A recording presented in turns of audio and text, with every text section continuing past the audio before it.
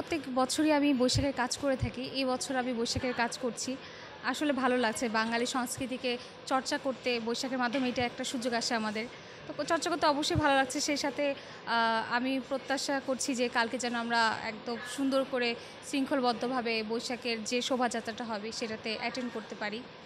তো অবশ্যই অনেক ভালো লাগছে। সেই সাথে আমি আশা করছি যাতে কালকেও একটু সুন্দরভাবে আমি সেজেগুজে এসে এই শোভাযাত্রায় অংশগ্রহণ করতে পারি। আমি নিজে তো অনেক কিছুই করলাম, সরা পেন্টিং করলাম, পেঁচা বাঘের মুখোশ করলাম, রাজারানিতে ওখানে পাপেট হচ্ছে, পাপেটে কাজ করেছি।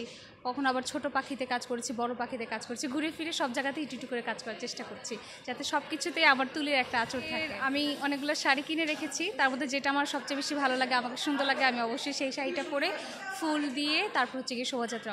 বাসায় আমাদের প্রত্যেক বছরই ছোটোকাল থেকে পান্তা, ইলিশ এবং অন্যান্য মাছ ভাজা সহ ভর্তা, বাঙালি যেসব খাবার সেগুলো হচ্ছে গিয়ে প্রস্তুত করা হয়। সেগুলো খেয়ে বের হয়ে আমরা হচ্ছে গিয়ে এই আনন্দ র্যালিতে অংশগ্রহণ করার পরে ফ্রেন্ডদের সাথে একটু ঘোরার পরে আবার বাসায় চলে যাব। আমি হচ্ছে এবার প্রথম বর্ষের একজন শিক্ষার্থী। তো সেই জায়গা থেকে আমি বলবো যে নতুন কিছু করা যে আনন্দটা সেটা আমি পাচ্ছি। আর আমার শিক্ষকরা আছে, আমার বড় আপুরা, ভাইয়ারা সবাই মিলে যে একসাথে কাজ করছি, সব কিছু মিলে ভালো লাগছে। এবার যেরকম মুখোশের মধ্যে রয়েছে বাঘের মুখোশ, প্যাঁচার মুখোশ, তারপরে হচ্ছে ছোট পাখি, বড় পাখি আছে, তাছাড়া রাজা রানীর মুখোশ আছে, এছাড়া সরাচিত্র আছে কিছু। তারপরে আমরা দেখব 11টা হচ্ছে আমাদের স্ট্রাকচার আছে, যেখানে পালকি, কবুতর, আরও ইলিশ মাছ, বাঘ, আরও কিছু আছে। এগুলোই মোটামুটি এবারকার বর্ষবরণে থাকছে।